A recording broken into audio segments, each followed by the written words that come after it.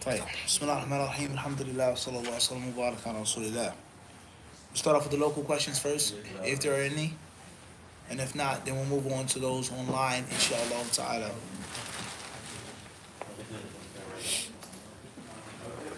تفضل طالب. جزاك الله خيرا. شكرا. تفضل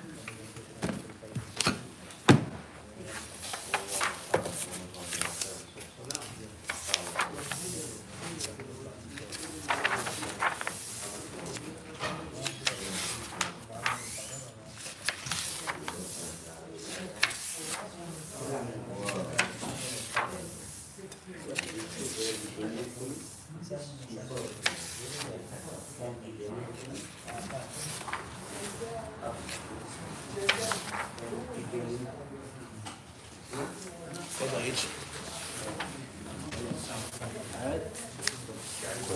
If you have, if not. Strong arm. Save that for tomorrow, R.E. Richmond, Virginia. Is it permissible to wear floral hijab or dresses? Question says, is it permissible to wear floral hijabs or dresses? I wouldn't advise you to wear a floral hijab or a floral dress. I would strongly advise you to wear a solid color or solid colored hijab, your garment. Whether it's an abaya, for argument's sake, a sister is wearing a really long, loose dress. Al-Muhim, the conditions are fulfilled of the hijab. I would advise that the hijab be one solid color. For argument's sake, if there was a part of it that had a stripe or a polka dot, so that's one thing, but it should be solid color. And obviously the color shouldn't be so bright. It shouldn't be a super bright type of color which draws unnecessary and additional attraction. But for argument's sake, if a sister wore a floral overgarment, a floral kimar, and she was covered properly, then, some sisters, they dress like that. But I think that is, like we said many times before, the hijab is a reflection and a manifestation of your understanding and of your practice of Islam. Okay? And of course, there are different levels of sisters. A sister that's on, this level of Islam, she's gonna, wear the right hijab, but it's, but the more knowledge she gets, the more studious she is, the more of the sunnah she's trying to implement, the more modest, of course, then you're just not gonna see that. You get the point I'm trying to make? And the same applies to a man. With regards to pants, tight pants, loose pants, above the ankle, thobe, Nigerian, Malaysian, whatever cultural association, it's going to be a difference. Covering the head, nah. Okay, do I have to cover my head? It's not haram. I don't have to cover my head. I'm in the West. It's not from our culture. I can give a khutbah with my head uncovered. I can give a class with my head uncovered, etc., etc. Right? Wallahu ta'ala alam. Father Hamza. When do you put your socks on after making wudu? When do you put your socks on after making wudu? Whenever you please. Whenever you want to put your socks on. That's up to you. You have that. That's your own personal discretion. At your own personal discretion. Now, you want the masah, 24 hours, 72 hours, that's a different question. But you can put your socks whenever you want to. Right? Next question. Jazakallahu khairan. MB from Marietta, Georgia. Assalamu alaikum. Would it be considered cheating the system if someone is utilizing a parking lot space, I guess, where the first 30 minutes is free, so he leaves within the 3 minutes and comes back for a fresh, free 30 minutes to avoid paying? Jazakumullahu khairan. Well, yeah, the question is regarding, is it considered cheating the system if the first 30 minutes are free, person parks the car, makes the Olympic dash, the sprint, every second is going to count, every minute is going to count, come right back in 29 minutes, park somewhere else. So if you do that 3, 4, 5 times, right? Some people may be skilled. I'm going to get my lunch from here, I got my bagel, I got my juice, right? Allahu Alam. Is that considered cheating the system? I think that the important question is, what's the ruling on cheating the system? Is it haram to do that? Is it disliked? Is it befitting of a Muslim to do that? All right. So no doubt that is getting around the system. But technically speaking, first 30 minutes is free. I got a new parking spot, so what you gonna do, right? And obviously, when a person wants to enforce the rules, they're gonna enforce the rules. Like a police officer. You were parked in a no parking zone for a long time. Police officer taps on the door, and he says, move the car. Yes, officer, and take this with you. You get it? I was there illegally, but I'm in the car, so technically you can't give me a ticket, right? You can't tow me. I'm gonna move, but you were there all of that time, so he also what? Gives you a ticket because you did try to get around the system, right? So try to avoid that, being in the light side for sure. Jazakallahu khairan. AK, London, UK. My question is, what is the authenticity of Uthman and Ruqayya being the first people after Ibrahim alayhi salam to do hijrah for the sake of Allah? This hadith is in Zad al-Ma'ad. Say that one more time, please. AK, London, UK. My question is, what is the authenticity of Uthman and Ruqayya being the first people after Ibrahim alayhi salam to do hijrah for the sake of Allah? This hadith is in Zad al-Ma'ad. Regardless of the specific hadith, whether it's sound or not, obviously that's a discussion. Since the time of Ibrahim to Uthman radiallahu anhu and Dhun-Nurayn, Ruqayya, right? The only man who married two of the Prophet's daughters. May Allah be pleased with them all. And then being from the Sabiqin al-Awwalin, the very first Muslims to accept Islam, from the very first. If the hadith is sound, does that mean that he was the very first after Ibrahim? No one else made hijrah for the sake of Allah from the time of Ibrahim all the way up to the Ummah of Muhammad? Does that hadith necessitate that or from the very first? Since this time, right? That's what I would say. And of course, there were many Sahaba who went to Abyssinia twice. All right? Many of them. Was Uthman radiallahu anhu the very first to leave Mecca to go to Abyssinia? Or was he from that? Wallahu ta'ala alam. Jazakallahu khairan. AK, London, UK.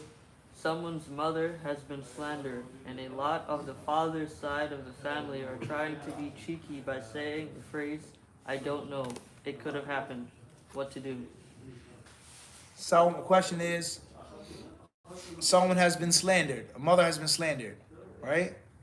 Many people on the father's side are trying to be cheeky, saying, I don't know, it could have happened, so on and so forth. That's the question? Yeah. Well,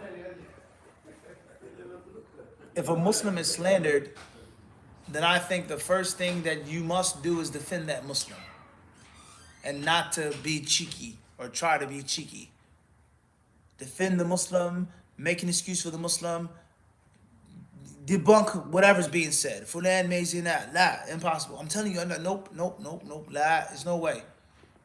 But I got the proof. No, you're lying. It's somebody else. It's not him. Try your best until there's no room for an excuse. That's a different story. And even then, you can still make some type of excuse. That's any Muslim. Big, small, light, dark, knowledgeable, ignorant, rich, poor, let alone your wife or your mother-in-law, or your so on and so forth, someone that's related to you, someone that's connected to you. And that's going to cause chaos. And most importantly, is the bad sunnah that is going to ensue. When we open up the door for slander, for gossip, even with the proof and evidence, it'll turn into a fest. And then everyone is coming with a new story. He, him, her. How we have the situation? Da'wah now. For argument's sake, this da'iyah did do this wrong and this he didn't. All right, no problem. But once you cut on that faucet, once you give the people a taste of juicy flesh, they can't go back to being vegetarians. That's a reality. Once you taste the juicy meat, you can't go back to just eating rice and beans. You need the lamb chop. So people's flesh, talking about people, backbiting people, slandering people, scandalizing people, is going to turn into a habit. And the people, they're going to get bored unless someone is being slandered or scandalized. So defend the Muslim to the best of your ability, let alone that person is related to you. and you can't just be cheeky. It could have happened. That can be said about anybody. No, it didn't happen. She didn't do it. How do you know? You weren't there. I'm telling you, she didn't do it. Until they can bring yaqeen, proving that you're wrong. And the only reason why I was so stubborn and staunch in defending that person because they're Muslim. And I know the person, I travel with the person. This person's my friend, this person's my wife, my husband, my such and such. Yes, I'm going to defend that person. Oh, you only saying that because it's your friend? Yes. And what would a true friend do? Of course. Oh, you just saying that because that's your... Yes, you're right. I am. Absolutely. I'm gonna fight for my brother that I travel with, that I ate with. Yes. Because I only know good about him. Is he an angel? No. Is he a human being? Yes. But I'm still going to stand up for him. So loyalty is royalty. Don't ever forget that. Don't just be cheeky.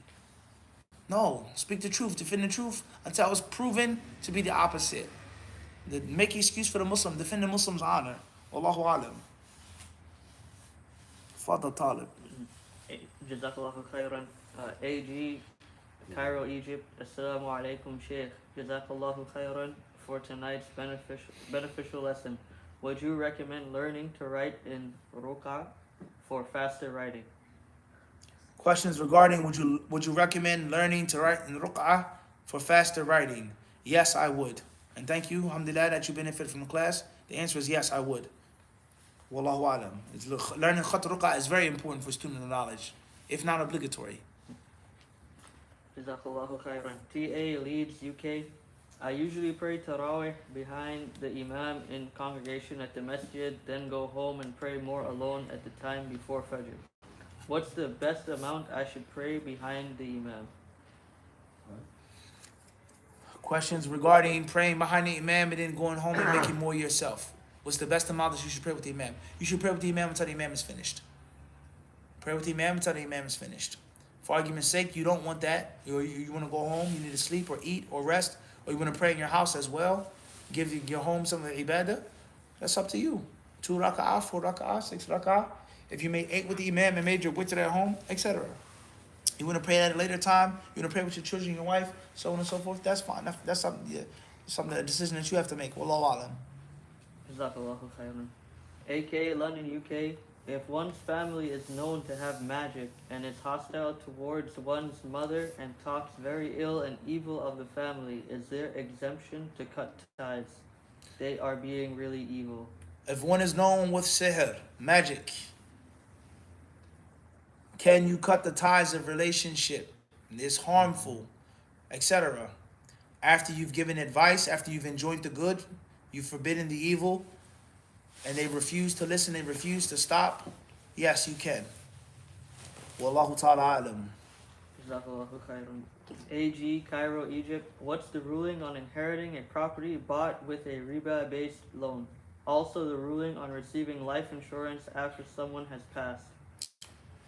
Inheriting a house that came from a riba-based loan or riba-based mortgage. Well, the sin is upon the one who paid it, if they were sinful. Because the one who bought the house on a traditional mortgage may have had a different understanding or different fatwa. They may have been following the scholars who have stated and explained that you can purchase a house in a Western country with traditional mortgage under certain conditions and in certain light. Maybe. Naam. Maybe they had a different understanding. Wallahu alam. For argument's sake, they knew it was wrong. They believed it was wrong. There was no other different view, different fatwa that they were following. The sin is upon them. The sin is upon them. Receiving the life insurance after one's death, if the life insurance was haram, as well, the sin will be, in theory, upon them and not upon you. How a person obtained wealth in an illegal way, in an illicit way, isn't your responsibility, your job. Wallahu ta'ala alam. I am Minneapolis, Minnesota. I am really interested in reading Al-Bidayah wa Nihaya. I was told to read scholarly books. I'll need to read it with a sheikh so I don't misinterpret it. Is this true? Reading Al-Bidayah wa Nihaya has to be done with a scholar, you won't misinterpret, so on and so forth. Is that true? Not necessarily. I wouldn't say that. Any book that you can read with any teacher, alhamdulillah, that's what you should do. That's the asl, that's the default. However, does time allow or permit, as they say? Can you make that statement?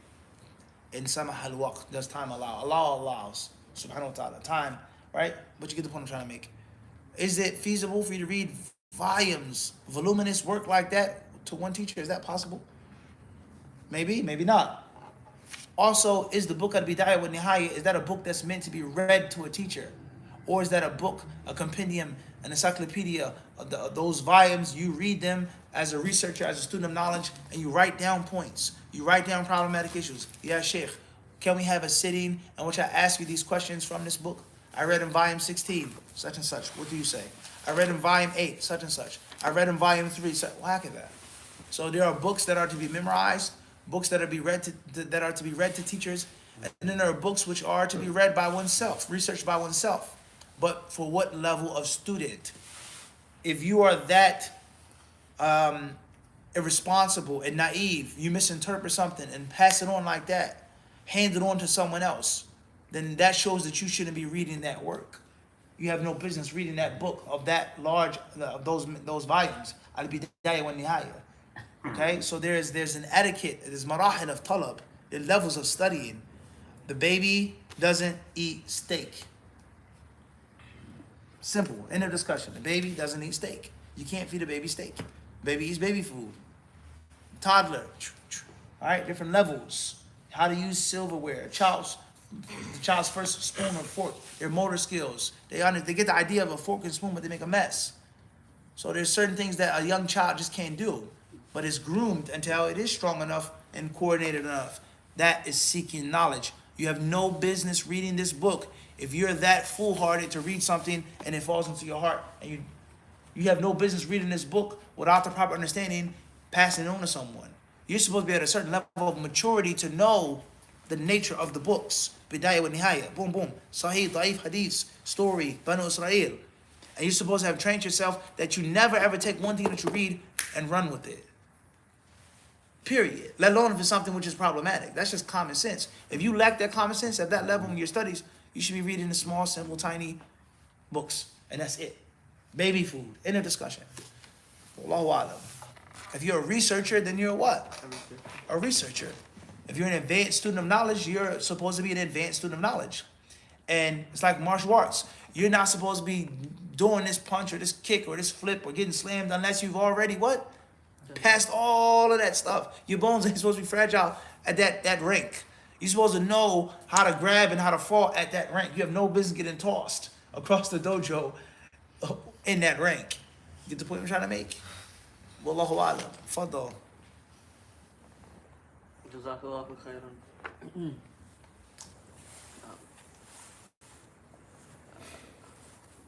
PA Leeds, UK.